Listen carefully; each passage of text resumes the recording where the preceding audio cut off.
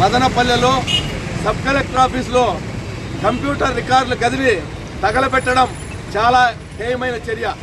దీనికి పూర్తి కారణం మాజీ మంత్రి పాపాల పెద్దిరెడ్డి అని చెప్పి ప్రగాఢంగా ప్రజలందరూ కూడా మేము విశ్వసిస్తా ఉన్నాం. పాపాల పెద్దిరెడ్డి పాపాల చిట్ట ఈ మదనపల్లె రెవెన్యూ డివిజన్లో కంప్యూటర్ గదిలో అక్కడే ఉంది. రాగానిపల్లి వద్ద దాదాపు 900 ఎకరాల భూములకు సంబంధించిన ఫైల్స్ అన్నీ ఇక్కడే ఉన్నాయి.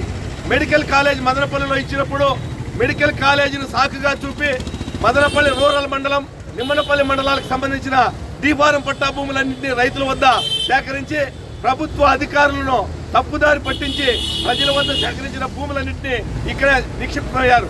ఈ పాపాలన్నీ బయటపడతాయనే ఉద్దేశంతో గతంలో ఇక్కడ పనిచేసినటువంటి 2 ఆర్డీఓలు, ఒకరు వచ్చి పీలేరు కాన్స్టిట్యున్సీలో పనిచేస్తూ సస్పెండ్ అయినటువంటి ఆర్డీఓ, ఇంకొక ఆర్డీఓ వాయిల్పాల్లో పనిచేస్తున్నటువంటి వ్యక్తి తనకు కావాల్సినటువంటి వాళ్ళని ఆర్డీఓలుగా ఇక్కడ వేసుకుని పాపాల పెద్దిరెడ్డి కావాలని ఇక్కడ సబ్ కలెక్టర్ ఛార్జ్ తీసుకుంటారు. కాబట్టి ఈరోజు ఆ రికార్డులన్నీ బయట రాకుండా వాటిని ఆయన ప్రోత్సాహంతో నేరపూరిత కుట్ర ద్వారా ఆయన అనుచరుల చేత ఇక్కడ దగ్ధం చేయించాడు.